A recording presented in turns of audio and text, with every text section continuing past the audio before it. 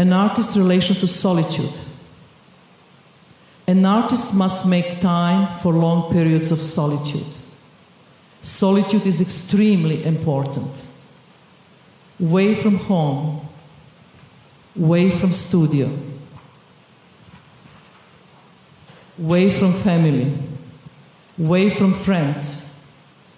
An artist should stay for a long period of time at the waterfalls. An artist should stay for a long period of time at exploding volcanoes.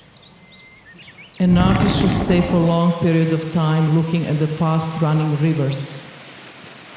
An artist should stay for a long period of time looking at the horizon where the ocean and sky meet. An artist should stay for a long period of time looking at the stars at the night sky. Throughout history, artists, writers, and thinkers have sought solitude for creative and original thought. Gustav Mahler took refuge in his lakeside cabin in Austria to compose his symphonies. René Descartes retreated to his fireside. Virginia Woolf wrote in a room of her own. Solitude involves some degree of social withdrawal, but it's not necessarily loneliness. Thoreau said, "I have never found a companion that was so companionable as solitude." Solitude was once easier to come by. We used to find it in natural places, or when we were traveling, or waiting, or even working. Checking, hanging out, checking, checking my text. What is it? Today, the internet makes it easy to work, shop, and be entertained without even leaving our bedrooms.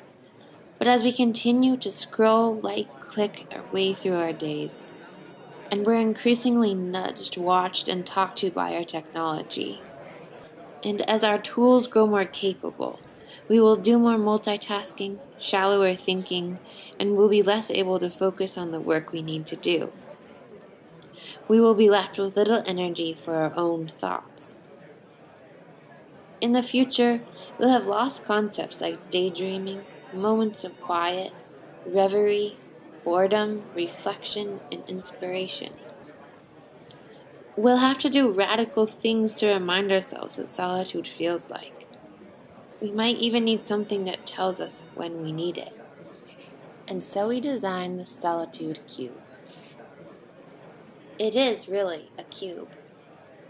It fits in anywhere, at home, at work, in the car.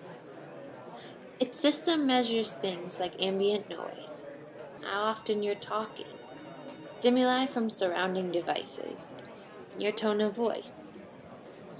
When a cube senses your need to disconnect and take a break, it starts to glow. The intensity of the color increases until you decide to observe your solitude. Upon touch, the cube shows you quiet, close-by places to recharge, think deeply, daydream, do something, or do absolutely nothing. Once you decide where to go, the cube shows you how to get there. You leave your distracting devices inside the Solitude Cube, where they'll be safe until you return. You then go out into the world. It might feel funny at first, but if you go to the woods, the trees and birds will watch for you. And if you go to an unfamiliar place, your dance moves can always keep you company. And benches for sitting on give strangers shared experiences if only for a moment.